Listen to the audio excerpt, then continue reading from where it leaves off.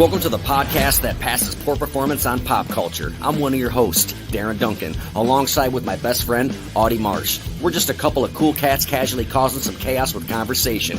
We're here to entertain you, not hurt your feelings, so don't blame us.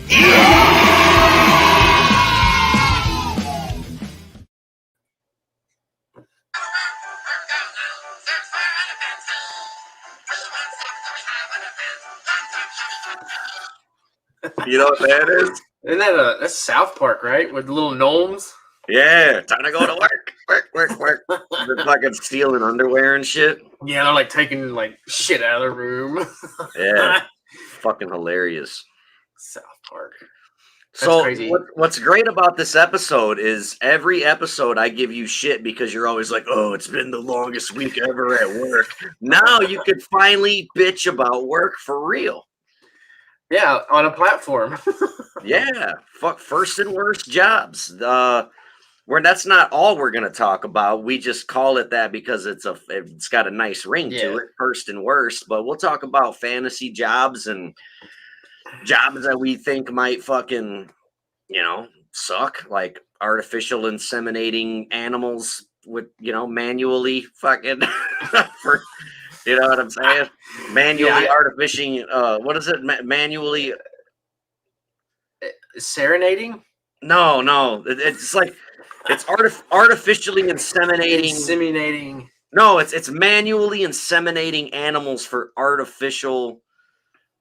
No wait, manually masturbating animals for artificial insemination. That's it. Yeah, that job. Jesus Christ! Let me say it one more time. Say it again. Manually masturbating animals for artificial insemination. That's what I was trying to fucking say. Yeah. I fucked it all up. I've been working on that too, man. I was practicing it and everything. Yeah, I know. Before the episode, you were like, all right. Manually masturbating animals for artificial insemination. My mom was over here and she's like, what? Yeah, I'm trying to, with this thing, I get comments on my side and I'm like, damn it, I have to go back and read. People are like, hey, what's up? I said, hey, motherfucker, and you didn't say anything. I'm like, dude, I didn't fucking see it. What I do is I just bring up mine, and then I turn the volume all the way down. I set my phone down, and then if I see something, we can call them out. Yeah, I've got my shit here, so hopefully, I don't know if I miss a comment or whatever. I don't know, whatever. Anyway, so with this episode, like I'm probably gonna blow your mind with what I bring to the table on just numbers in general. I don't want to say it out loud because I don't want to ruin the surprise for you. Okay. Yeah, it's nothing big, but I feel like how many animals you've manually masturbated for artificial insemination for free. Is that, oh shit. No. What's the dudes that stick the hands up the cows' asses and shit? Isn't that a job? I'm pretty sure that's a cowboy job. A ranch handler, like they have to reach in and like turn their stomachs because the cow's got like two stomachs. So like when a cow stomach turns, they gotta like reach in there and like. Well, they gotta pull the fucking babies out too if they get stuck and shit. Like they gotta fucking pull out the baby calves and all that. Yeah, I don't know if that would be really a bad job. It's the inseminating and squirting like cow jizz and another female cow. That's kind of weird. Yeah, like who's jerking it off? It's funny today. It's a corny joke, but it made me laugh like a motherfucker. They're trying. My family's trying to figure out what they want for dinner and shit, and I'm like, well, we got hamburger helper, and Dora's like, well, what kind do we got? And I'm like, stroganoff, and she's like, I like stroganoff. I'm like, I like stroganoff too. Motherfucker. We had shit on a shingle tonight. Hell yeah, man. I love shit on a shingle. Fucking ain't right.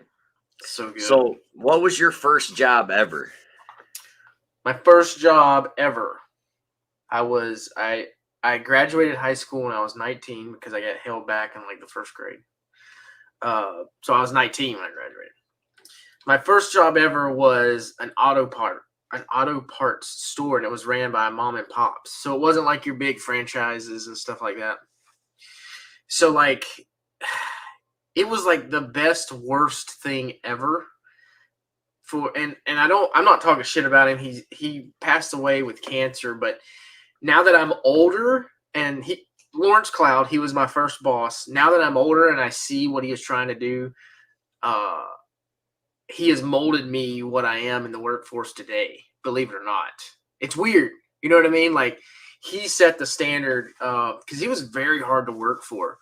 But I worked in an auto parts store, and I mean, it was, dealing with the locals and some of the conversations, like some people would come in and was like, yeah, I knew your grandpa and your real daddy and, all these other people. I was like, I had no idea who these people were, but we built a rapport. And hell, these people were telling me more about my family than what I knew, because it was such a small town. But right.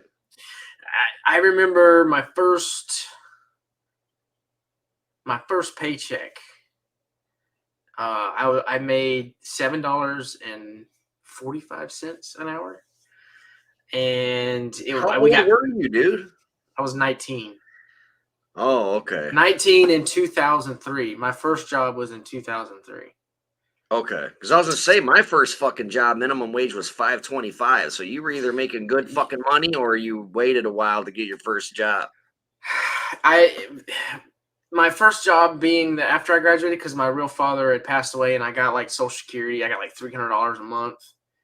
Okay. And through high school, dude, I was making more than what people were flipping burgers. Right. Like $300 a month. I was like, I'm not gonna go work at McDonald's or something. You know what I mean? Like, I was just like, $300 will a month for a 16, 17, 18. That's a lot of money. See, I got Social Security checks as a kid too, but my mom and dad kept that shit because they used it to take care of me. That's what bought my clothes and fucking shit like that. Well, they didn't just give it to me. Yeah. Well, when I got my first truck, was a 94 Toyota pickup. I paid my monthly payment, and I think it was like $200, and the rest was mine for gas or whatever. But back then, gas was like 98 cents a gallon, dude. Like, yeah, no shit. When I was in high school, so. All right, so how long did you do that for? I did that for, say, 2003 till 2005. I got hired in 2003, 2005. My second job ever. I'm assuming you don't have any like crazy stories about working at the auto body shop, right? No, it was pretty much body shop. It was it was pretty much cut and dry, man. That first job, it was just one of those, like, right. Ryan actually took a joke right out of my fucking mouth. I was gonna say, because you said you worked at a mom and pop shop, and if it was like one of the franchises, like O'Reilly's or something, you walk in there for an air freshener, and they're like, "What make and model?" It's like, motherfucker, I'm just looking for some black ice. You know what I mean? Like, yeah, fuck, dude. Ryan says you're a muffler fluffer. Is he talking shit? He's talking shit. So, what was your second job then? My second job, yeah, I worked for a pest control company. Oh shit, that explains a lot. Breathing in all those chemicals in crawl spaces. That's why you're all fucked up. So with that, I wasn't the pest control guy that walked around your house and sprayed your home. I was the termite guy. And that was way worse than the guy walking in air conditioning houses. I was in crawl spaces and attics and to do like a termite treatment on a blocked home where I had crawl space was like a foot. You had to crawl in there and dig around each pillar and put the chemical. Yeah, I worked my first day. I probably worked till first break, dude. Even not tell anybody. Dude, it was I worked hard for my money on that one. Have you ever done that before? Like just walked off a job? Like I don't want to change subject, but you know how my brain is, and I'll forget to tell this story if I don't tell it now. I worked at Weber Grill, and it was like an assembly line for fucking grills, and I fucking hated it. They lied to me about how much I was gonna make, and it was real far away. and I was there for like a fucking week, dude. And the boss comes up to me right at the beginning. He's like, "Hey, we're working till 2 a.m. tonight." And in my head, I'm like, y'all motherfuckers might be, but I'm fucking not. So I fucking worked till first break. We all went into the break room, sat down, ate, and then I just kind of lollygagged around while everyone was going back to work. And I fucking dipped, dude. I never went back to that bitch. I was out that motherfucker. I left my homeboy and everything who would catch a ride with me and shit. I'm like, sorry, Holmes. And what's funny, Dora was fucking pissed, dude, because I quit the job. But on my way home, it's crazy. I drove to that job every fucking day for like a week or two. Same roads, fucking seen the same signs every day. And like for some reason on the way home, there was this new sign, big billboard I never saw before. And it said, sometimes it's just best to quit. And it was an anti-smoking ad. And I'm like, there's my fucking sign. Literally. You know what I mean? It's fucked up, dude. But go ahead. So I'm gonna blow your mind with what I'm about to say, because like when we get to your part of it, I'm pretty sure you're gonna be way ahead of me just from what you just told me. But I've only had 3 jobs my whole fucking life. Damn, for reals? Yeah, dude. Just 3 Holy fucking jobs. Shit. So I've never quit a job. I left a job to go to something better, but I never had the opportunity to be like, fuck you, you're cool, and fuck you, I'm out. I've always wanted to do that, but you know, I've never. I don't think I've ever done that, but I've definitely got fired on purpose. Like, dude, I no-showed for like a fucking year at Lowe's Distribution, and like my boss was just like super fucking cool, and he wouldn't tell on me. And then eventually, like, all the people I worked with got sick of me never coming into fucking work, you know, because they'd have to pick up my slack and shit. And I think they all kind of came together and ratted on me to HR. And then I finally got fucking fired. And I was like, dude, I've been waiting a fucking year for this shit because I'm not going to quit. I'm trying to get unemployment. You know what I'm saying? Yeah. I'm like, fuck this place, dude. I did some fucked up shit when I worked there, man. I was a forklift operator and I drove forks right through a whole fucking semi-truck wall, dude. So many fucking times on accident, most of the time, but sometimes I was like, fuck this shit, dude. I break toilets and shit on accident, man. I was a fucking maniac back then. I hated that motherfucking job, dude. I kind of want to retire and go work at Lowe's as a forklift driver. Dude, I saw a man die there, man. Oh, fuck that. I wasn't there very long at all. And this older black dude, he came up to me and he's like, because Sunday was like our Friday. We worked weekend shift. Every Friday, Saturday, Sunday, 12 hours.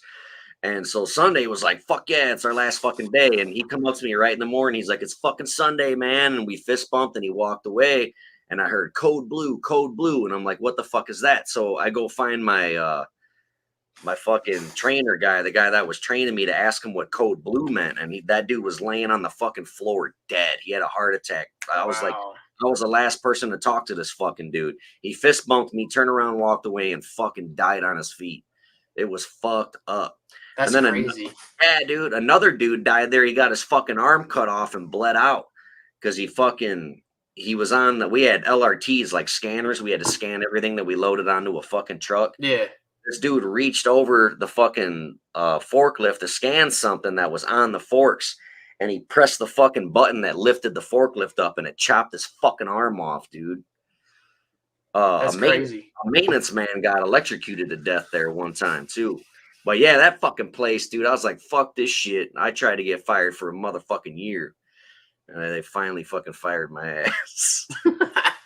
But working at this pest control company was amazing, dude. Like, I was like my own boss. The secretary would give me jobs. I moved up to home inspections. I would do like wood destroying organism inspections for like bank loans. So like people would have to have a termite inspection before the bank would loan them this money.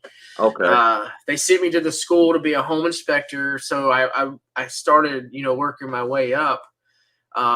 And I could tell you, you ever watch those pornos where like the desperate like wife is like, oh, the poo boy is here. You mean like look. Every porno ever made? But I'm trying to paint a picture. If you ever watched porn, that's all you had to fucking say, man. but the one with the bad acting, and every porn ever made. It's like, oh, the I'm sorry that electrician. I'm sorry that fucking Martin Scorsese doesn't direct porn, you know. Yeah, The Coen brothers don't write for fucking. they should. Yeah, they probably should. But I had a couple of scenarios like that. Now, I never engaged because I was just like, whoa, like I'm doing good in my job. I'm like, I'm not, this is a trap. That's what came to my mind. I was like, this is a fucking trap. But like some of the women, 9 times out of 10, it was like ones that were in a divorce. They got the house. Now they're selling the house. It's one of those, you know. And here's a young strapping 20-year-old, 21-year-old Audie, like, you know, I had the mustache, dude. Like I grew a fucking thick. I had the sideburns. Dude, I was straight up Jim Morrison. I had them bitches like down. I had to find you a picture. Hilarious. And yeah, dude, it was like like I went into one, I did the inside, and I'm going on the outside, and like this one, like this desperate housewife going through divorce, she was like following me everywhere. She's like, you look a little hot, you need to come in. She was trying to fuck dude, you. She must have been it was like just some of the interaction. Like I handed her my card when I left. She was like, thank you, you know, and she wanted my number, and like she wanted to go out for drinks. Like it happened on so many occasions. Like I'm just like, this is the company fucking gonna get me. Like this is that's what I thought, you know. Knowing what I know now, being that young, I was like, man, I should have fucking did it. Every single one of them. You know, I should have took the offer, but right. Yeah, that's really the craziest. The craziest shit with that job was everybody thinks crawl spaces. They think of snakes. They're like, oh, fucking snakes under houses. I'd be more worried about like I would hate the spiders and all the cobwebs. I didn't mind the spiders, dude. Spiders didn't bother me. It was the fucking snakes. And every time I'd go under there, I'd have the chemical wand with me if I had to treat it. And like anything that moved, I was shooting it in the face. But where I found the most snakes was in the attics. Really? That's fucking weird. What state was this in? Florida? Florida, dude. Like this will blow your mind. There are some arboreal snakes in Florida. Man. Yeah, man. Florida has all kinds of fucking shit, but that's where all the snakes were. Like everybody thinks, oh, I got to put mothballs around my house. No, you need to go check your attic because them motherfuckers will climb up the side of the house and into the truss that comes and that little fucking. And that's where they sit because I go all the way at the end of the truss to look for termites, and boom, there's a fucking snake just like, what's up? You know, and I'm just like, I gotta go, man. This, I didn't have no chemical or anything. This is just me and a flashlight. I was like, no, I ain't playing this shit. But the snakes was the really dangerous part of that job, other than being surrounded by chemical all day. But yeah, you just kind of get used to that shit. Man, I can't believe you've only had 3 jobs in your whole life. So then, right after that was the Army, huh? Yep. Right after that, I joined the best goddamn job ever. That's fucking hilarious. Now, I can tell you, in the Army, I've had fucking multiple jobs. You know, like, right?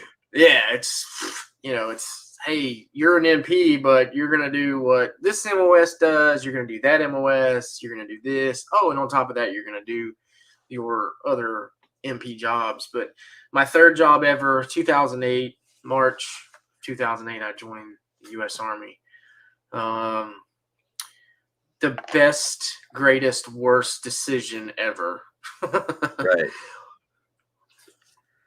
I only say worst because of the sacrifices. Like when people say you sacrifice so much, and when I sit back and I think, I'm like, yeah, I missed this uncle dying, I missed this cousin dying, I missed this friend dying.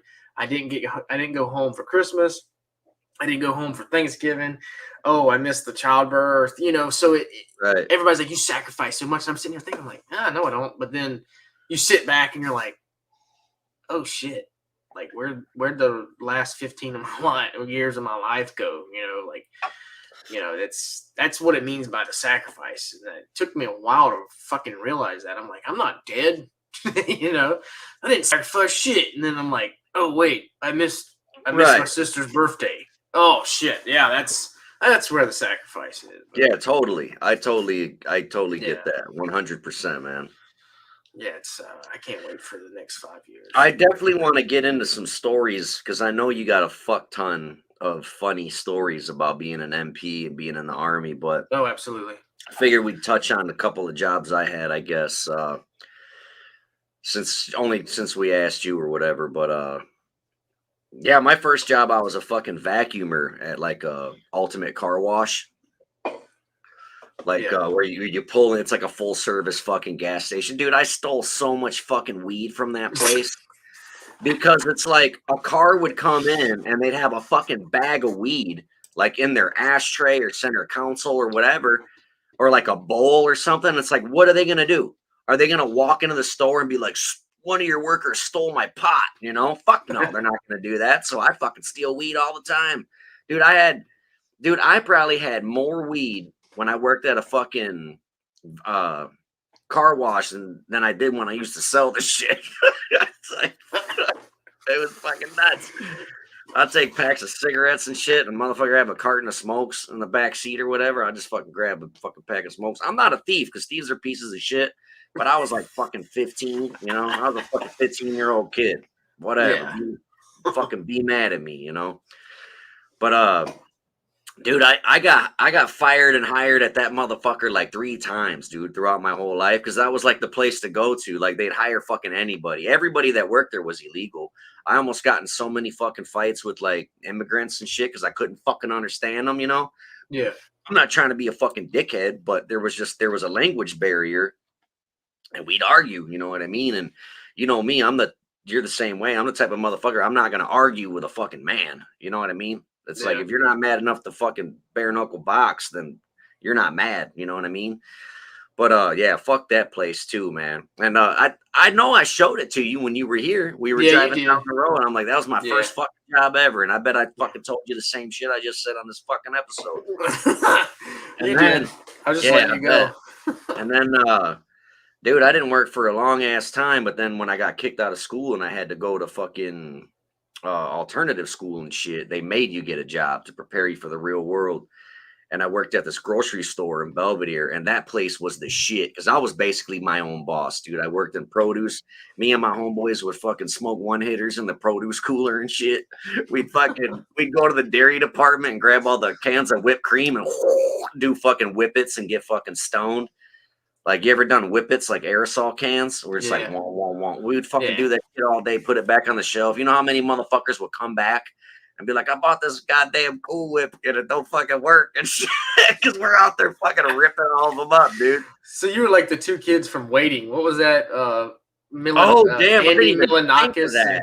Yeah. Yeah, I didn't even think of Yeah. that. There is a scene, yeah, when they're Yeah. fucking doing whippets in the cooler. Yeah. J-Dog and some other Yup. shit. Yeah. Yeah, dude, me and my homeboys did that shit way before that movie came out, man. That's Yeah, fucking well, hilarious. Being around the beach in Florida, you know, the head shops had the whippet cans and all that shit. And Oh yeah. obviously I tried it, you know, it was like, whatever. It was No, one of that's those things. stupid. I mean, Yeah, it's it just gave me a fucking headache. exactly one, one, one, one, one. Wow, Yeah, wow. it's ridiculous. And then I worked for a conservation district. That was the shit. It was a government job. I was making like $8.50 an hour, which was really fucking good at the time. And I wasn't even 18 years old yet. I just fucking weed whacked all day long, man. They dropped me off at different fucking conservation district parks.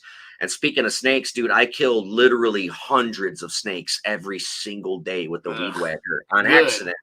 On Good. accident. Because I'm weed whacking all the rocks and all the shit. And they would just be chilling under there. And like the weed whacker was like this big bad Kawasaki motherfucker. And it didn't have like a cover on the muffler, so it just burnt the shit out of me constantly. I got like the perfect fucking triangle square scar on my forearm from that fucking muffler burning me. But anyway, this thing would just rip snakes in half, dude. And like pieces of them would just fucking fly.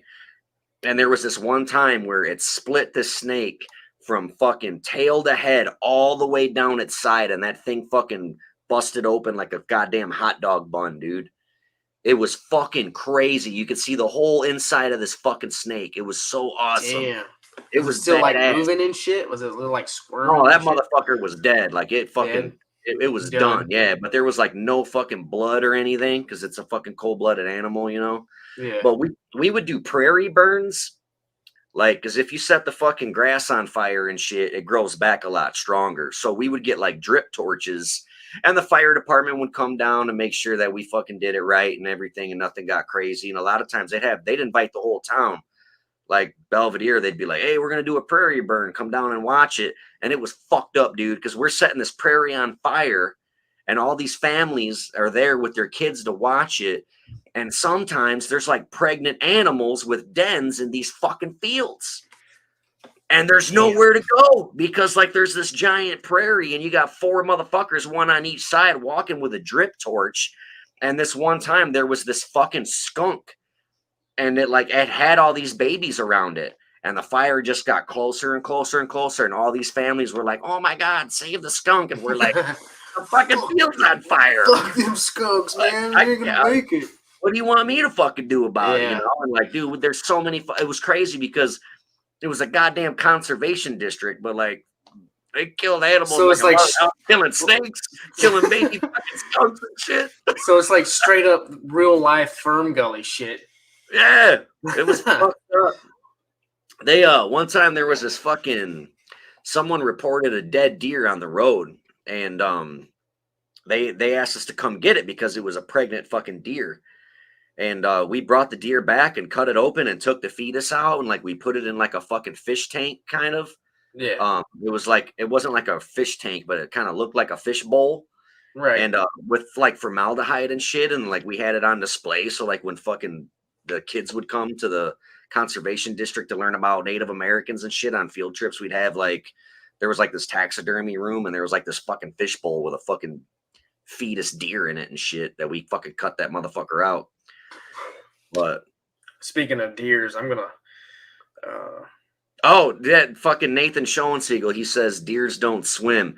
There was this one time there was fucking I was riding around picking up garbage, and this little girl came running up to me on the golf cart, and she's like, "There's like a goose drowning or whatever." And I'm like, "What?" Like a goose? It's like, "You got to save this fucking goose." And I'm like, "God, that's way above my pay grade," you know?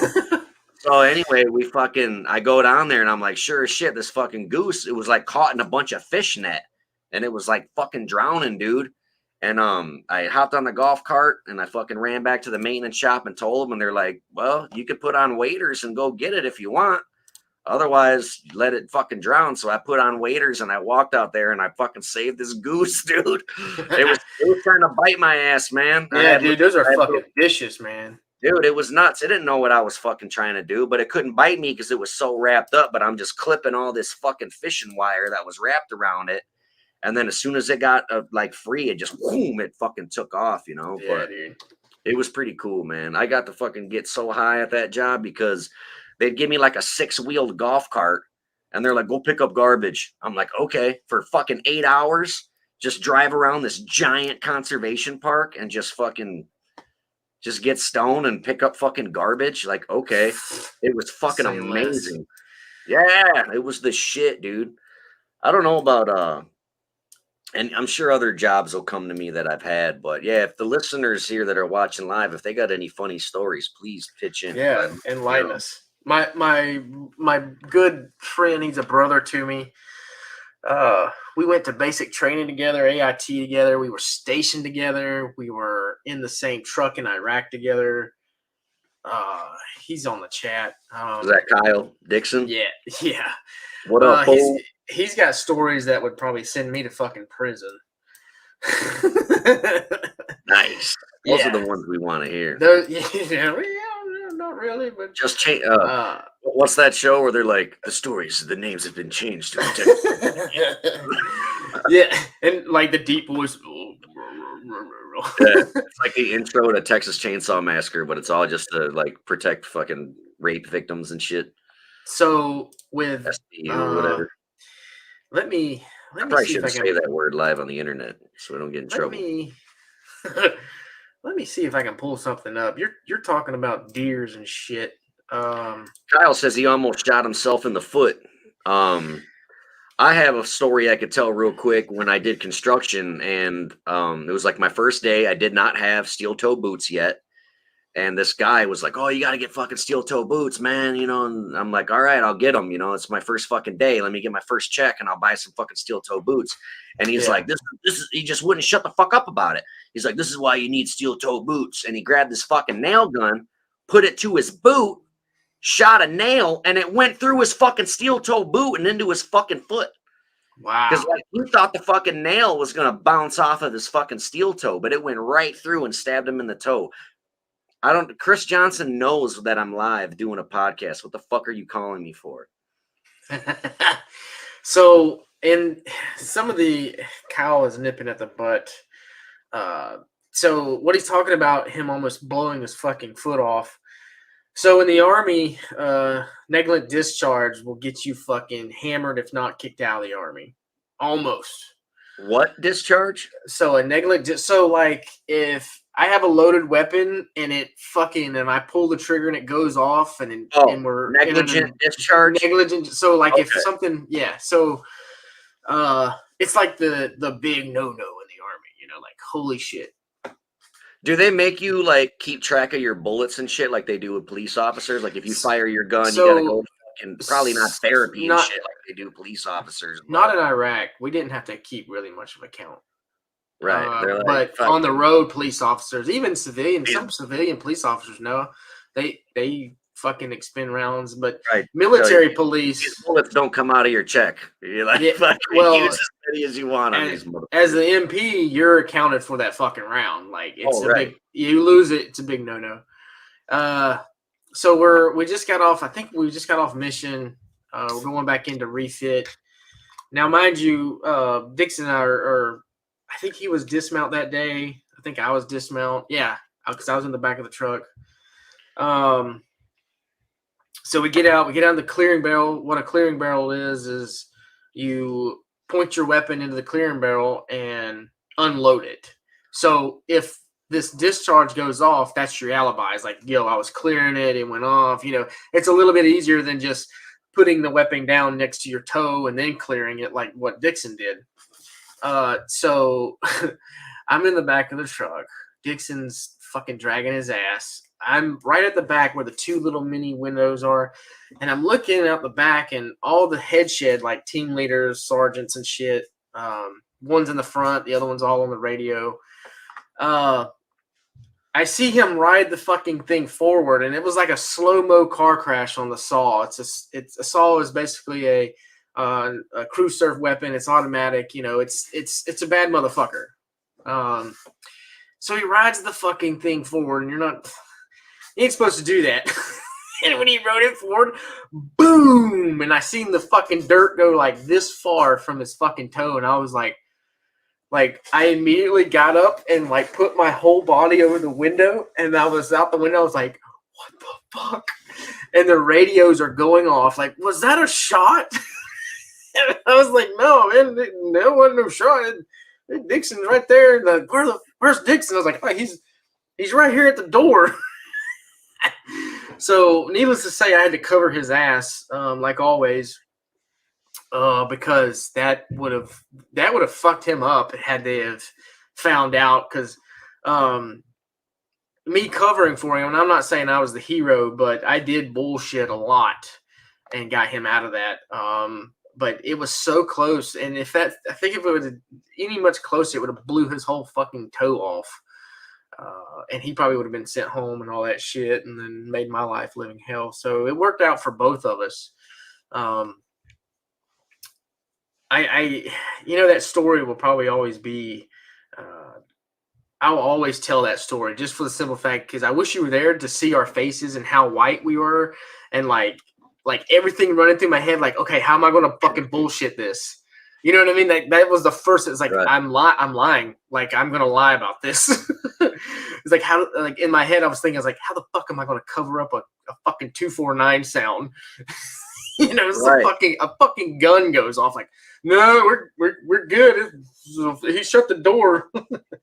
It was the door slamming. But that was the worst job ever. Well, the best worst time ever was probably when I was deployed to Iraq, just for the simple fact that, again, you're sacrificing so much. Everything's going back home, and there's like not a fucking thing you can do. Didn't you guys pull a prank on somebody and tell him that he cut his dick or something, and he was So our team leader, Sergeant Malden, we lived in like these metal like fucking connexes. We called them like chews. And he was like the next one over, and we had the shittiest fucking wired internet. So when we were on the COP or whatever fob, we'd get to use what little bit of internet we had. But for some reason, the internet was so good going to chew. But if you try to like call somebody or dial out to go home, it was like you ain't getting through to shit.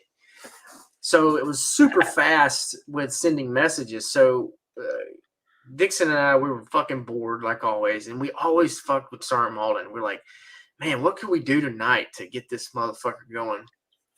So I'm sitting there. I was like, all right, so we're gonna message him.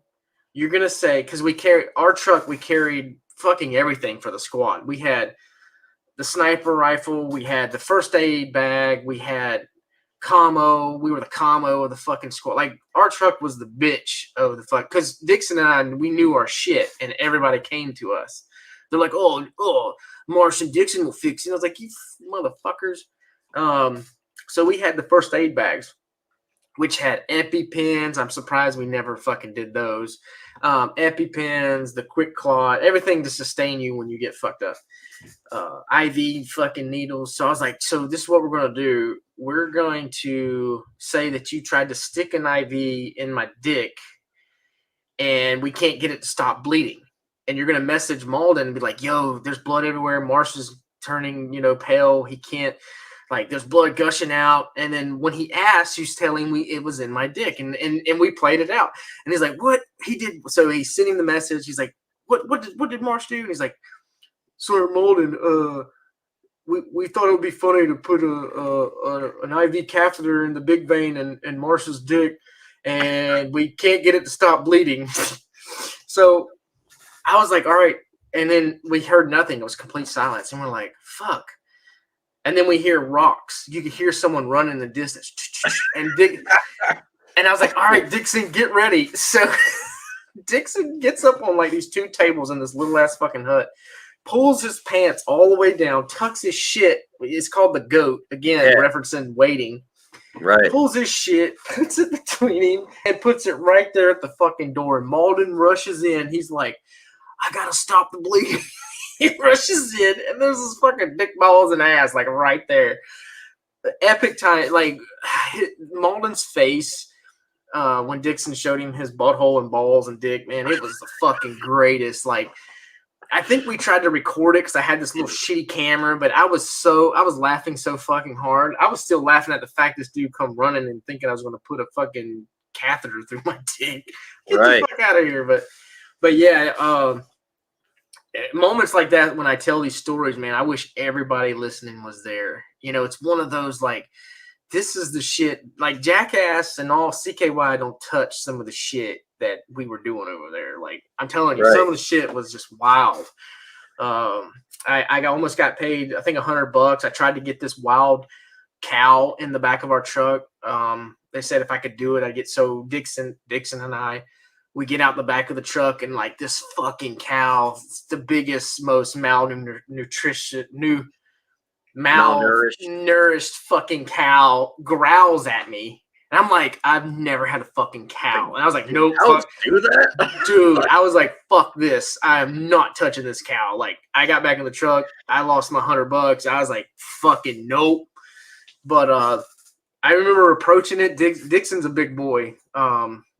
If you was to take a fight, Dixon would probably take 5 motherfuckers on. That's how big Dixon was.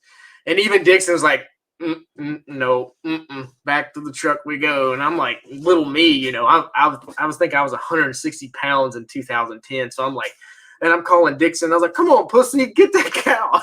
I'm the one in the truck. I was like, get that cow, you pussy, But yeah, dude, this fucking, man, the cow was huge, and he fucking growled at us. I was like, I ain't fucking with these cows. Yeah, dude. I wanted that $100 too, but Did you guys have camel spiders over there? Or was that mostly yeah, they were over there, but there wasn't like as predominant as what the internet makes it. Maybe the area. They're not as big as because I've seen pictures where they're holding them up and it's like they're not. Yeah, that's a fake photo. Right. Yeah, the ones that I encountered were, but they do get pretty big. But the ones I saw, right. Mostly what we saw over there, a lot of was like turkeys and fucking guineas, like weird animals you wouldn't think were in Iraq. But the story is that's Saddam's wild shit when his palace fell, because he had like crazy fucking animals and shit, dude. Oh, I bet he had all kinds of shit. And when his palace fucking fell, all these goddamn animals and shit, like turkeys and. You guys were one of the first ones over there, right? Like to take over the palace and shit. Like I've seen pictures of you in front of the palace and shit. I think. Well, we didn't. That was somewhere around. They found and got his ass. I think 2003 or something. So we were well over that. We went to a couple of his little palaces and bunkers, and we saw the ruins. Kyle, if you're on here, was it Alexander the Great's ruins? Somebody's ruins was over there, and it was like, you'll never see this again. I can't remember whose it was. You couldn't even get up there, like it was guarded. And damn, that's really cool. That's but it was really cool to see, dude. You're like, wow, like this is crazy. So it was Alexander the Great's ruins or some shit. That's insane, dude. Yeah, it's some of the shit, and what sucks is I lost a lot of good footage and photos because the fucking hard drive I had took a big shit, and I lost a lot of good shit. That's fucking whack. But yeah, it's definitely a good time. And speaking of, since I got you on the topic of the deers, and this is what I had to do. I'll tell you a quick story real quick. Are you down? You got anything you want to say real quick? Because no, dude, I was just going to ask more questions is all. Go ahead, take it. So I was at Fort Benning when I came across this. I got called out to a deer stuck in a tree. And I was like, what the fuck? I was like, a deer in the tree. I didn't believe it. So some workers called this in, and sure enough, shit, I get out there and I'm like, holy shit, there's a fucking deer in a tree. And it was alive? It looks, is that a baby? Yeah, it was a doe. Yeah, it was alive, dude. A young doe, okay. So my good buddy of mine, Bracy, which was a DA police officer. Which one of y'all fucked that deer? Neither one of us, because it looked like something was already fucking this deer. Oh, wow. So I got on the other side. Bracy and I were like, all right, I'll pull this side of the limb, you pull that side. So I got down right here where I'm standing, and I was like, Bracy, there's no pulling trees, dude. This deer's done. So he came around the other side and he saw the wound and he was like, what the fuck? And I'm like, can you sue women on that, dude? I don't know. Let me see. So was this thing running and got stuck between two trees? So it did. Holy fucking shit. Look at that thing. Yeah. So this happened not because of the tree and the deer hitting the tree. So over here, I didn't get a picture of it, but like you could see it was a struggle and there was paw prints. And we think it was like coyotes or wolves or that motherfucker. Bobcat, like eating it alive. But yeah, that's what I got called to. And I was like, I've never in my life, like a deer in the fucking tree. But she was still alive, dude. Like it was sad too, man. I was like, man. Yeah, I was like, man, I don't want this thing to die, man. You know, I was hoping just to pull these trees apart and the fucker would run off, but I got around to the other side. This is the second time Nathan Schoensiegel has said something about deer swimming. Now, he said, I'm pretty sure he's quoting you, Audie. He's like, I swear to God, deer, if you don't swim, then I'm going to have to fuck you. But I don't know. This guy's fucking crazy. But anyway, so... Dude, most deer get hit by cars, right? Yeah. I actually did hit a deer in a fucking boat. I swear on everything I love, I swear on everything I have ever loved. And I will tell you the story. It was a dead deer, but I didn't take you to the Newberg house when you were visiting, did I? The house with the lake behind it and the house I grew up in and all that. My brother lives there now. I don't think I No. took you out there. Well, anyway, there's a lake behind the fucking house, and I used to get on this little shitty aluminum boat and go out there and row and fucking smoke weed and shit. Well, there was this fucking this goddamn like island thing where it like the fucking lake would fork and you can go left or right. And the first time ever going down there, I went right. And it just started stinking really bad. And I'm like, it's got to be like the mud. I bet I'm stirring up the mud with my oar and it fucking stinks. Yeah. Well, my aluminum boat went boom and it just fucking stopped. And I'm like, what the fuck? And I'm trying to row and I couldn't row. And I'm like, I got to be fucking stuck on a rock or something. So I start backing up and it was a goddamn deer carcass floating in the fucking water, dude. And right next to me was this giant fucking hill. And at the top of that hill was a really busy road. And my dad said that it must have got hit by a car and ran down the hill and died in the water, or it rolled down the hill, because I've seen deer. I seen a dog one time. I seen a dog get fucking hit by a goddamn car and run a block and a half and then drop dead. Yeah, like adrenaline and shit. Yeah, this fucking dog. It was like a Doberman Pinscher. It went underneath both tires of this car. And it got up and ran down the fucking sidewalk, and its back legs were like flopping like ways it shouldn't flop. Like its legs were broken, but it was still running on these motherfuckers. And I'm trying to chase this goddamn dog down in my truck, and I lost it. I'm like, where the fuck did that? Because it took a turn, and I'm like, what the fuck? I parked my truck, and I'm like walking around, like trying to find this dog, and it was like almost right next to me. But I didn't see it because I'm looking for it to run, you know? And then I'm like, what the fuck? And I'm like, fuck this, whatever. I decided to start walking away. And as I did, it was boom, just a few feet next to me on the sidewalk, dead. And I'm like, what the fuck? That thing ran like a block and a half. But yeah, I didn't mean to interrupt your story or nothing. No, you're good. Tell that story about fucking hitting a goddamn deer in a boat, because I don't know anybody who's ever hit a fucking deer in a boat. That's crazy. Yeah, I don't think I've ever heard of that. But so with me, as an MP doing law enforcement duty, I was always attracted to the calls I would get is a lot of them would be like animal rescue and stupid shit and fires. For some reason, fires followed me. When I was on shift, there's a fucking fire. So I got called to the first episode ever, audience, where you hear about Audie March lighting the goddamn mayor's yard on fire. Episode 1 of Don't Blame Us podcast. Don't Blame Us, yeah. So I got called to another animal. I got called to this one. Let me bring it up here. Oh, what's up with this deer? That I totally fucked that up. Like, did y'all fuck that deer or what? Well, I mean, we ended up shooting it in the head. The workers actually came over that called it in, and were like, "Can we have this deer?" And we're like, "Hell yeah, we don't want the shit." Venison. It's like, you want vagina or venison? So what fucking is it Devil's Rejects when they stopped to buy chickens and the guy's like, y'all don't plan on fucking these chickens, are you?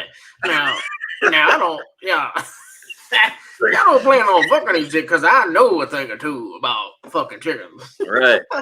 That's you and your fucking buddy. And they're like, can we have this deer? And they're like, no. Like, I shot this deer. If anyone's gonna fuck this deer, it's gonna be me. I mean, it was sad too because I'm not the one that shot it. The supervisor came out and was like, yeah, because it was in housing and he had to put a silencer on his fucking 9mm and put it up to it's in a residential area. Yeah. Luckily the workers took it, it was harvest or whatever. So she had a purpose in a sense. That's what I give it. She had a purpose. So it fed whoever, but shitty way to go out, man. You running, fucking slide through a deer, and then you just get fucking gangbanged by a bunch of coyotes. It's so weird. You'd think that it would be more fucked up. Because if that thing stuck, why would the coyotes just stop eating this motherfucker? I don't know. But it makes me wonder if they were chasing it. That's why it was running in the first place, got stuck. But then you think them coyotes would have finished the job. Would have killed her. Yeah, I don't know. Unless they got spooked. But all around her, there was like... it was scruffle. It was a march, prints, and just it looked like a struggle. Her obviously trying to get out, but she could only move so far, and these marks were like, around her. So I was like, geez. But this was another call. What you're seeing on the screen here, a cat stuck in a sewage lid, and I couldn't make this shit up. So I get there, and again they send me. I don't know. I'm like the fucking animal rescue. They send there, and what blows my mind is that these construction workers or whatever. I was like, y'all couldn't do this. Like y'all had to literally call me because now I have to do all this fucking paperwork. Oh my God! You didn't fuck this kitty, did you? No. No, not this one. It's the closest I ever came to getting two pussies at the same time. I even had to grease it up. But right. I tried. So they were like, this dude here was like, I'm not about to fucking cut this lid, man. That's about a fucking $1,500 lid. And I'm like, God damn it. So this chick comes over and she's like, oh my God, she's all like, what do I do? And I'm like, look, do y'all have any axle grease? And if you look, I put axle grease right here around that fucking cat's head. And that's how I got it out. I got my ass chewed from the on-post veterinary lady. She's like, I have to now foster that cat because of you. It's mentally not stable anymore. Oh, what the fuck? Did the kitty tell her that?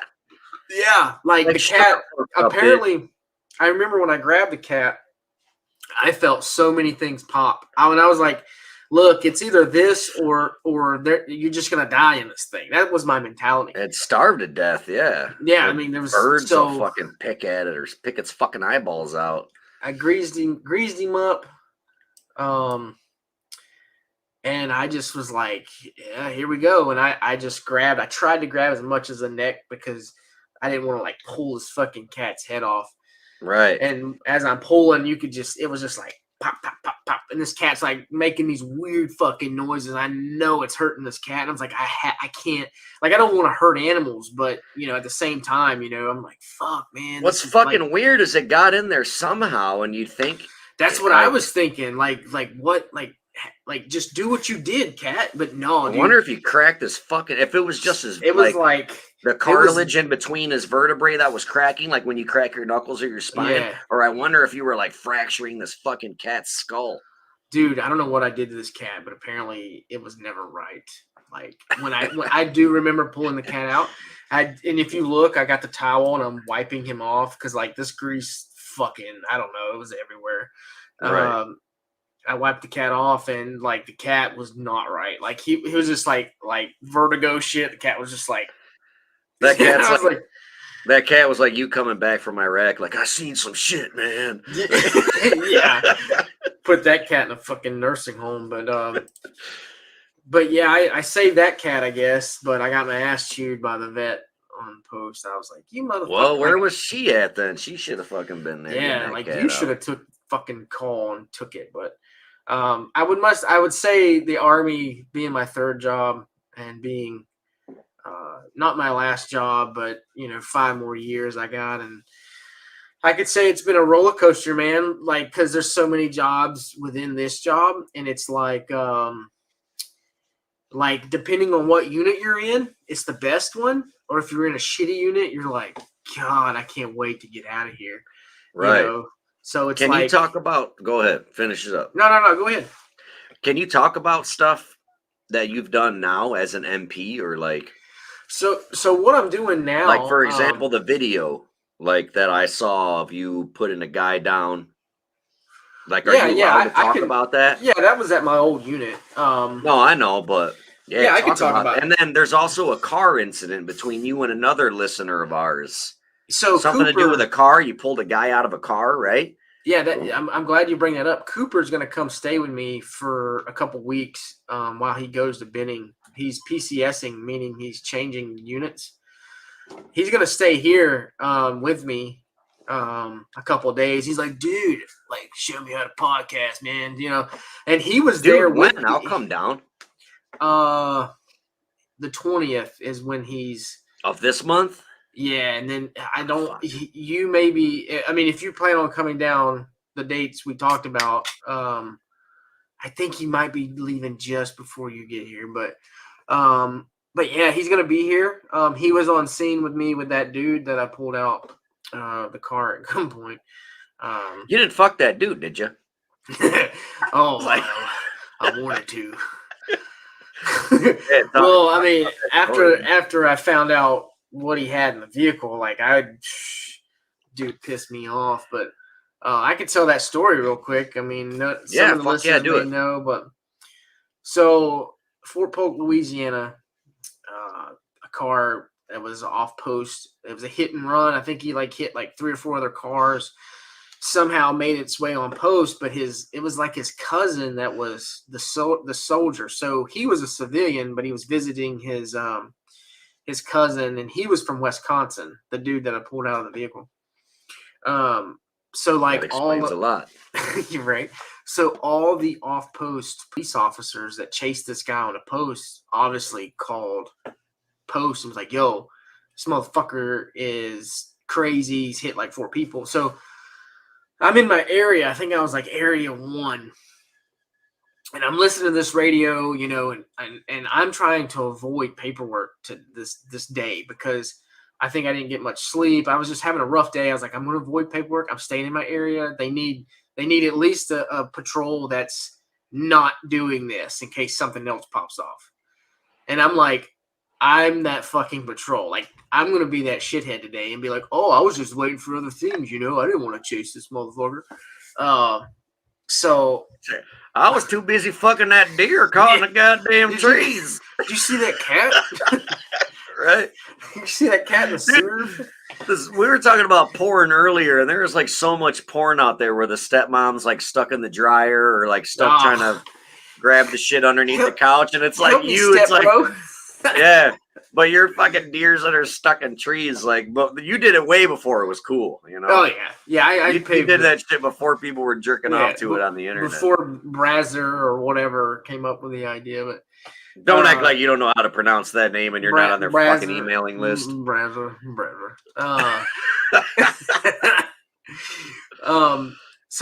So I'm sitting there and I'm watching. Well, I'm not watching yet. I'm listening to all this traffic. I got me one of those little shitty sandwiches that that's already pre-made in the the fucking pyramid package. Oh yeah, from the death wheel we call them. Yeah, the best shittiest thing for the last minute. Right. So I had one of those, and I pulled the bread off, and I was putting cheese Doritos. And I put it in there and eat it. I was like, fuck yes. My man, good. Right. So I'm just sitting there chilling, eating, listening to this shit. Everything, the whole post is fucking going crazy. I'm just over here I was like, I've had enough action for the day. So down the road, I see this white SUV, it's 2 miles away. And then it tops the hill and it's fucking MP cars just lit up. And I'm like, oh, fuck, it's coming my way. I was like, no. So if you don't join the chase, they're going to be like, what the fuck, Marsh? Yeah, exactly. But I was like, dude, you don't understand. I just got done peeling the bread. I put my fucking Doritos on it. I got my Dr. Pepper, and you want to come fuck my shit with this I was exhausted from fucking this deer. I had to save a fucking cat. Yeah. Oh, so my God. I see it, and I'm like, I gotta act, I'm not a bitch. Shit's about to go down. All right, motherfuckers, y'all are done fucking around. Let me show you how it's done. So they coming down the intersection. This motherfucker's hauling ass. So I'm just like, you know what? Fuck this. So I pulled my patrol car in the opposite lane, and he's coming this way, and I'm like, boom, I'm straight up some RoboCop shit, boom, and I'm sitting there and I'm watching this fucking SUV doing fucking 70 towards me. And I'm just I grabbed my wheel and I braced, and all I could think about was percentages through the VA. I was like, I'm about to get fucking paid. So I remember crunching, doing this, and I'm like, and I hear the screeching of the tires. I'm like, fuck, he didn't hit me. So I had to get out of the car.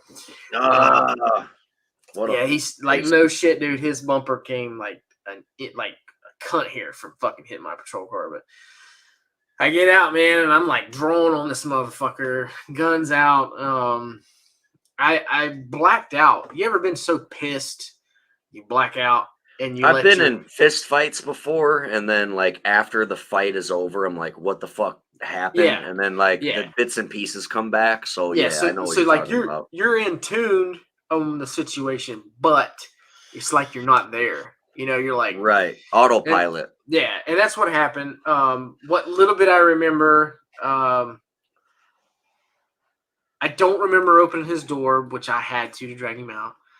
I remember grabbing him here, and I remember when I grabbed him, I was like, "Fuck, I can't grab him by the neck."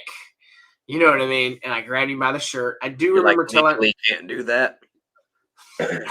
Yes and no. You know, like I mean, if you have to, you have to. You know. my intention was to grab him by the shirt, and I was going to rip him out. So Okay. I remember pointing the gun all the way to his face. I don't remember opening the door. And when he's like, I remember him going like this, and then I put my gun away.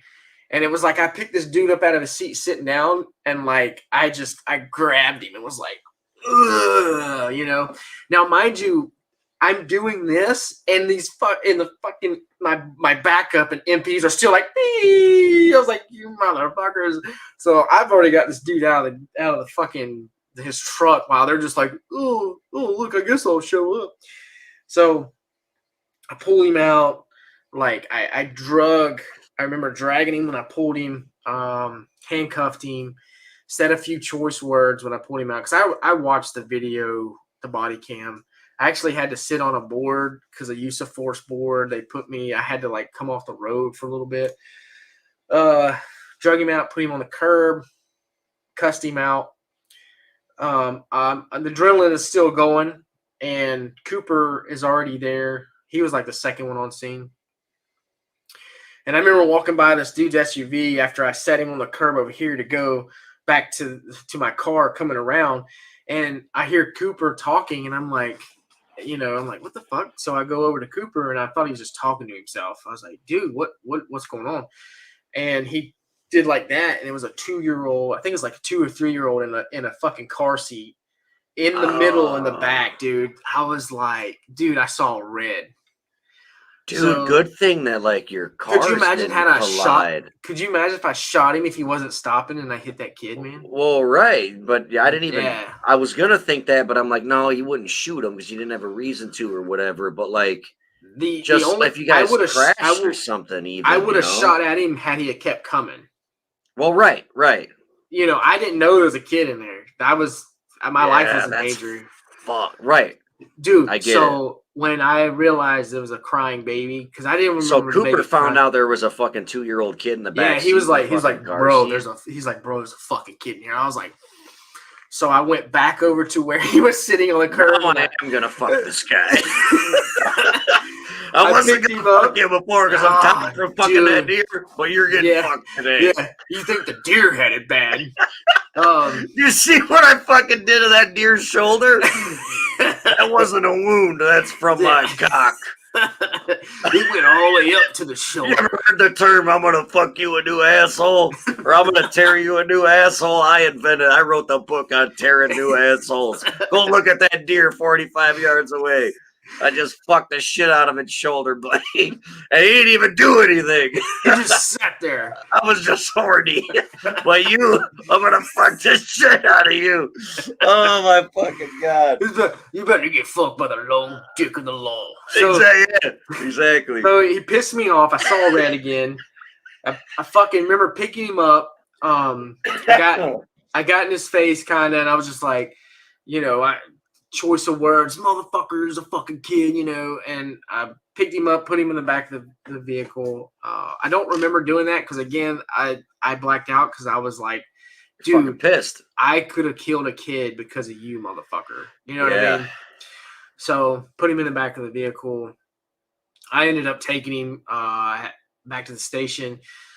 4 hours into this paperwork, this motherfucker's behind me still in handcuffs. And my soldier, which was on the road that day, I'm sitting there just typing away, and this dude is like, yo, where's that motherfucker that fucking scratched up my Jordans? So all he worried about was his Jordans, dude. I was like, I turned around and I was like, well, I'm right here. if you got something to say, you know, I'm right here. I'm the one that got you out. And he's like, oh yeah, never mind. I was like, yeah. I was like, you're worried about fucking me scratching your Jordans up, but and it was his nephew. I was like, your 3-year-old fucking nephew. You just ran through hell and back. Like, dude, I'm done with you. You're dead to me. So who was he visiting on post?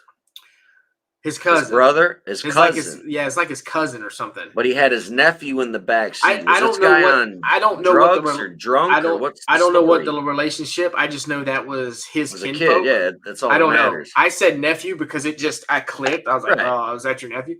So what was why were you guys chasing him in the first place? What the fuck? So he hit like 4 or 5. Oh, that's right. I'm sorry. Yeah. Now come to find out, he had a warrant out of Wisconsin for burglary with a weapon, drug dealing, and possession of narcotics or something. But it was the warrants out of Wisconsin. So they saw him, ran the plates. Oh, let's get this guy, and then chase started. And then he started crashing. Yeah, well, he was down visiting. He took his cousin's fucking vehicle off post. Hit a couple of people. Tried to come back on post. You know, local law enforcement called ahead and was like, "Yo, this dude's on post." So we chased him. You know, he didn't know how to get off post because he'd only been there once. He only knew how to get on. But yeah, I ended up I fucking hammered him with all kinds of charges. And then when I was done with him, Vernon Parish, which is the off post police, they fucking came and got him and charged him. And then he's extradited back to Wisconsin. Apparently, I still haven't been to court on that, dude. Like, I don't know what the deal was. Typically, you're supposed to like go back to wherever it happened. You're supposed to go to court, but I have yet to be summoned to court for that. Maybe they settled out. I don't know. But did you ever find out about that piece of shit that shot up the bowling alley by my house? Am I allowed to fucking ask you about that? I did not. No, I keep forgetting, dude. You got to remind me. Okay. I keep forgetting. But that was one of them. Cooper was there. I can't find that. I don't know if I still got that video. I got an actual video of me slamming somebody. I saw the video of you pulling a guy out of a house and dropping him to his knees and then to his face. And didn't he try killing his family or something? Yeah, he put a gun up to 2 of his kids and his wife. He made his 2 kids get on their knees. The dude, I guess, was having trouble. He got back from Afghanistan, but that wasn't he a ranger or something, or no? No, he was an infantry. He was in 10th Mountain Infantry, but I hear a lot of Rangers come back and kill their wives. Like they fucking catch their wives cheating and then they fucking snap and fucking kill them. Yeah, that's typical Army shit. You know, I say that, but it does happen a lot. A lot of people don't hear about it. But it's like super duper bad if you cheat with another person in the Army, right? Like, isn't that like a big fucking deal? Like, so like infidelity in the Army. So if I was to do it and I was caught cheating on my wife and they had picture and hard proof evidence, then they held me accountable under the UCMJ, which is Uniform Code of Military Justice. It's what we fall under. It's our law. And dude, like some of the shit in the UCMJ, like we can't have sex in the missionary position, like stupid fucking laws. But that's one of them. Sounds more like a religion than a fucking law. I don't know, dude. Strange. But are you fucking serious? Yeah. There's laws in the Army that you can't have sex with your wife in the missionary position. Yeah. Now I don't know if they've. How are you supposed to? I mean, I know there's multiple ways to have sex with your wife, but I don't understand. What the fuck do you? That's weird. I can tell you. Is it one of those laws they just haven't changed?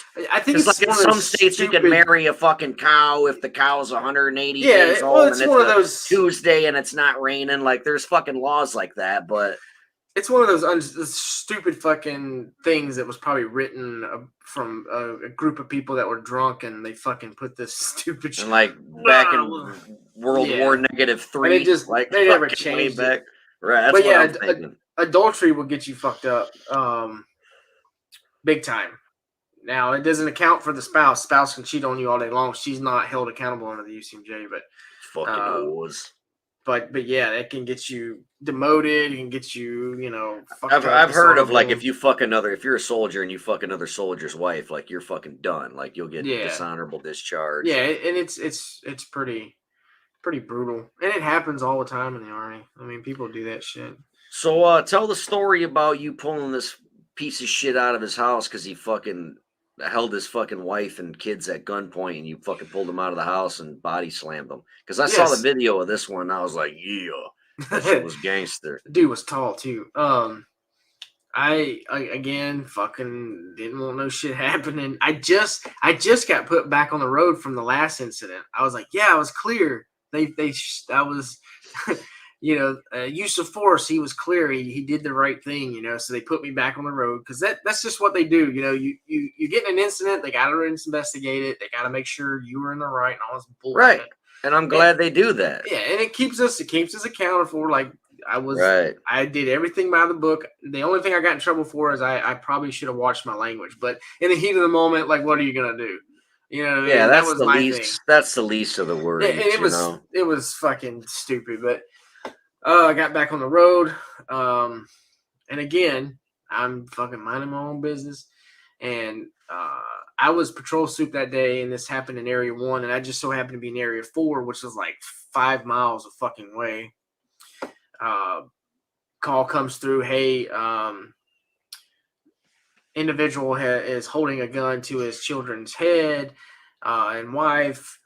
We need all patrols on deck. Like, everybody needs to go. Like, this is like no shit. And this is on base, right? Yeah, this is on post. And I'm like, fuck. So I'm hauling ass. I beat Area 2. This happened in Area 1. I beat Area 2 and 3. And I was all the way in like 4. But Area 1 beat me to it. And I get there. He's by his car. I didn't see no weapon. And the specialist MP was just like talking to him, like, hey, calm down. In the camera, I know some of the footage you can't see it, but I pull up because his camera caught me pulling the fuck up. I pull up and I waste no time of getting out. And it was Chin, Specialist Chin is who it was. And Chin's like, all right, just everything, he's just trying to like talk this dude. And like, I grab this motherfucker because I'm already seeing red. I'm like, I'm at the same time, I'm like, why the fuck is this dude? Like, this is the second time this week I just got done putting chips on a sandwich. And now I gotta fuck this guy too. Like, my dick is sore. Yeah, my belly is empty and my dick is sore. I just want to eat this fucking chips, man. But I remember I only joined the Army because I heard I give free haircuts, and you guys got me fucking deers and shit. So I remember I fucking Chin and pushed him out of the way. I grab this motherfucker, handcuff him, I put him on the ground. I'm at this point, I'm into like supervisor mode. I'm like, Chin, search the fucking car. I'm yelling at the soldier, like, where the fuck's the pistol? Wife comes out, she's all crying. I direct the wife to take the 2 kids over by Area 3's patrol car because the ambulance has showed the fuck up because I got the guys in handcuffs. Typically EMS and the ambulance won't fuck with you until the situation is like, okay. So they'll generally like wait a block away and be like, all right, until you get this shit handled, we're not showing up on scene. So I had already radioed in. I got him in handcuffs. They pull up. They evaluate the kids and the wife. I pull the fucking, I think it was like was it a 9 mil? I can't remember. It was like where he was like standing up, like standing against the car. He could have easily like took 2 steps and reached under and grabbed the pistol and shot everybody. So I find it, I fucking rack it. There's fucking round comes out of the chamber. I'm like, shit. Like, this dude like had one chambered. Like, fuck. He was ready to go. Yeah. Oh yeah. Like, all it took was a squeeze. I'm like, this motherfucker. So I unrack it. Chin's picking him up. I'm like, no, fuck this. I'm taking him to my car. Like, this is my fish. I caught it. I'm gonna fucking clean. Just for the simple fact he fucking pissed me off, and I really wanted to hammer this kid on everything because fucking with kids, Right. I'm taking him to my my patrol car, and in the video you watched, he's like, and like he's taller than me, so like his elbow could hit me in my fucking mouth. That's how tall this dude was. And he did like that. With his hand behind his back, he did like that, and it hit me.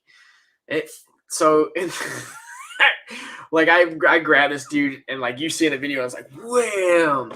And I only did that to gain right on more his control. fucking face. Yeah, and the reason I did that, everybody's like, police brutality. I had to gain control again because when he elbowed me, dude, I was hurting for like 2 weeks because I swear he probably cracked my rib, But I was in the heat of the moment. I was like, oh, you motherfucker!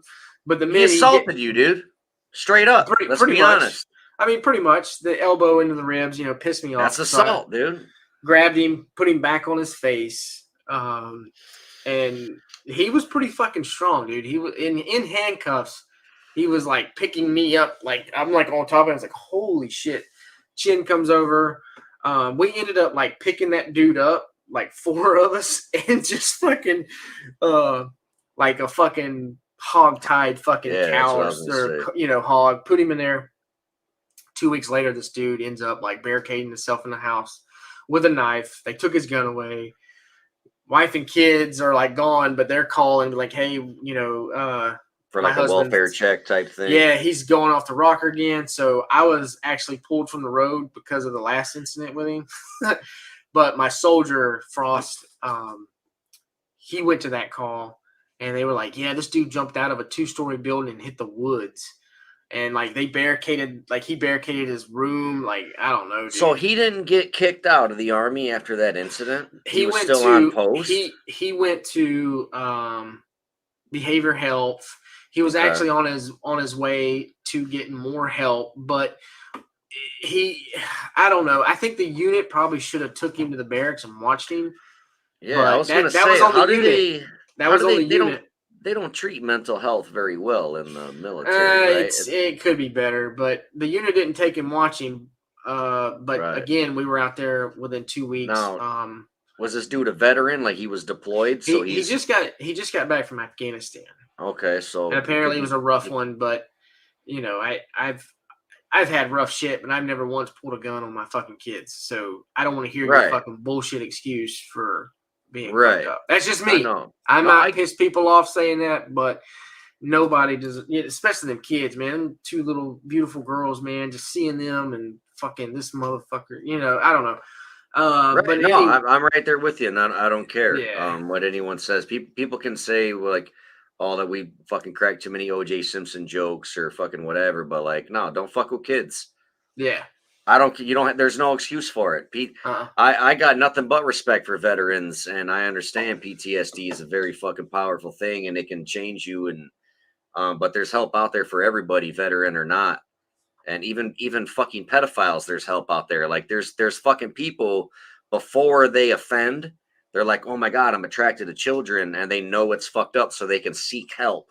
Yeah. And like, you know what I mean? Like, and then they're like, hey, don't fuck kids, and they go to counseling and therapy and all kinds of shit can be done before they offend, before they fucking actually do it. Right. And like me, dude, when I wanted to fucking be a serial killer when I was a teenager, and mom and dad saw signs and they got me help that I needed, as a teenager. So I wasn't fucking crazy. Yeah. Active shooter shit in high school. You know what I mean? Because that's what I wanted to do as a kid. I was fucked up. And so there's help out there for everyone, man. Oh, absolutely. Just fucking seek it. But yeah, as far as I'm concerned, don't apologize for that shit, because kids are off limits. Don't fuck with the kids, dude. Yeah, absolutely. Yeah, and that's what I saw, man. Like anything that involves kids in this line of work, doing any type of law enforcement, it's hard. And I've had a couple incidents with some calls with kids. It's a different monster. You see an adult, and it's like, it's an adult, But the minute you see a kid suffering or something bad happens, it's like, fuck, man. I know a buddy who it's home, Yeah, I know a buddy that arrived on a call or whatever, and there was like a little kid that fucking stepped into the in-ground pool, And like this guy just fucking worked on him and worked on him, and everyone's like, dude, he's gone. Like, stop. Yeah. And he's like, fuck you. And he's like, he worked on this little tiny boy, like could barely just learn how to walk, you know. Fucking, I think parent fell asleep, like taking a nap or whatever, and the fucking sliding back door was like unlocked or whatever, and the kid just fucking stepped into the pool. He didn't fucking know, you know what I mean? No, I know, and that's But the thing. imagine with how kids, that fucking man. parent feels. They're fearless, and that's as a parent, man. You got a kid like you seen Bentley jumping backwards and doing a flip. I saw that today. I was like, dude, I wouldn't do that at 35, little motherfucker. Fuck no. Like, I didn't teach him that either. Like, he's like, Dad. I was like, he's like, you're like, let me see your balls. I don't believe you're my son. Yeah. You got a bigger balls. But doing that's backflips and shit. You know, kids are fearless, and you gotta watch it, man. Like, they'll put you on your feet for sure. But I would say, and if you don't watch it, Audie will put you on your face. Yeah, have you seen my videos? Right. I wish I could find it. I would play it real quick. Let me just see if I can find it. Hang on. Let me see.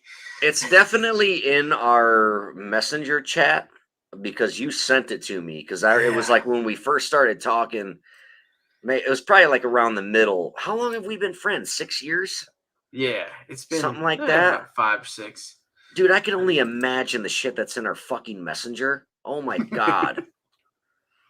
Like, there's got to be some fucked up shit in there. I'm glad that you're the only person on the planet that knows my Facebook password and shit. I mean, not because I have anything to hide from my wife or anything. It's just like we fucking say some fucking goofy things, you know? There's some fucked up shit in there. That was mostly for like comic relief, not to be creepy and eerie, but. No, I can't find it. You know what? Let's find it and put it on the Patreon. So if you want to watch videos of Audie Marsh kicking the shit out of criminals, arresting criminals, donate $5 a month to our Patreon. We'll put the link in the comments section or in the description section or whatever. Audie will take care of that. Give us $5 a month for Patreon, and you get all of our backstage shit, all of our fuck ups. We got some hilarious videos of us trying to make promos. I that still are fucking hilarious. I gotta get that up, man. That's some good shit, dude. We got merch for you guys if you donate $5 a month to our Patreon. For example, our t-shirts are $10, right? So if you donate $5 to our Patreon for 3 months, we'll send you a t-shirt because that's $15. $10 for the shirt, $5 for the shipping. So please donate to our Patreon. And speaking of that, let's give a shout out to our patrons and producers. And then you want to end the show or what? Yeah, we can end it. Because I got to piss like a motherfucker. This is a really fun conversation. You know what? Like, let's end this episode so we can upload it. I'm going to go piss. And then, I mean, if we want, we can always hop back on and do like a fun one, or we can do the Patreon thing, whatever. But, it doesn't matter. I mean, we can do whatever we want. But yeah, please donate to our Patreon. I'm not going to say it enough because speaking of jobs, I wish, you know what? Let's do that. Speaking of one of the questions I was telling you before we went live here is I want to know what your fantasy job was. Oh, yeah. I kind of wish it was being a podcaster.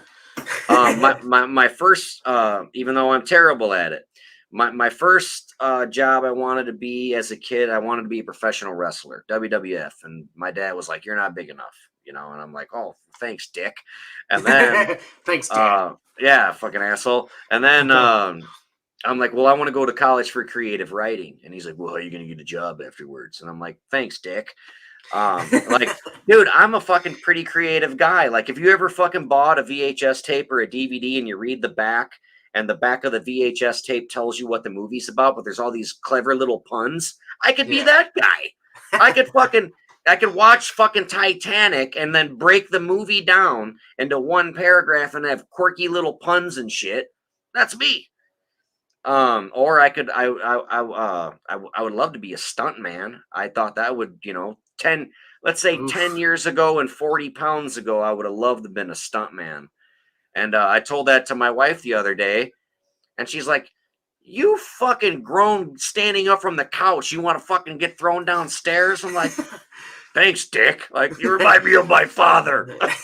Oh, my poor goddamn spine. Right here. I didn't hear it. I heard it. Whatever. Maybe the audience will hear it. So, patrons, supporters, and producers, number one, big shout out to our executive producer, Ben Newman. And then our producers, Chandra Daler, Ryan Merriman, Brent Kopaka, Tara Myers, Paul Tonkovich, John Bailey. Thank you all, veterans, for your service. Thank you all, loyal listeners and unloyal listeners, whatever. We appreciate you guys so much. Ryan suggests prank phone calls again. Audie has to upload that episode because there's just too much fucking dead air. He's got to edit it and things like that. Yeah, Always wanted to be a SWAT officer. My son wants to be a cop. Kyle Vindy. Oh, that's from Twitch. You That's just pretty put cool. us on Twitch, didn't you? Yeah. That's Yeah, cool. so it's working. We're getting what's up, getting Kyle? viewers from Twitch. Thank you for watching. Oh yeah. Kyle in the CV. I wonder if that's my neighbor. I don't know. My old neighbor Kyle. It says Kyle in the CV. I'm wondering if the CV stands for Cherry Valley. Kyle, is that you? I wonder if that's my old neighbor. Is it Kyle Levin? Kyle Levin? Or is it Kyle V? Calvin? Calvin? Oh, I guess I didn't see the V. Whatever. I guess it's he not said him. yes. It is my neighbor Kyle. Awesome. What's up, Kyle? Thank you for watching. Ryan asked if Audie bought the goat. No, he just fucked it. He just fucked it. No, All right. So, what do you want to do? You want to get out of here? We're at an hour and a half. Yeah, we can, man. You want to come back, or what do you want to do, man? I'm feeling a little. I want to take a piss, is what I want to do, and I don't care. We can keep going, but I think for Spotify's sake, like just the last 4 minutes alone is bullshit. No one wants to hear the last 4 minutes. End this if you want to come back on, and I'm down, dude. I don't give a shit, man. We'll All come right, back well on then- just bullshit. All right, end this, slap it on the Spotify, whatever, and then Yep. we can do another episode. And if it's good, we'll post that on the internet too. Let me go piss, and we'll come back, man. All right, Thank man. you guys for watching.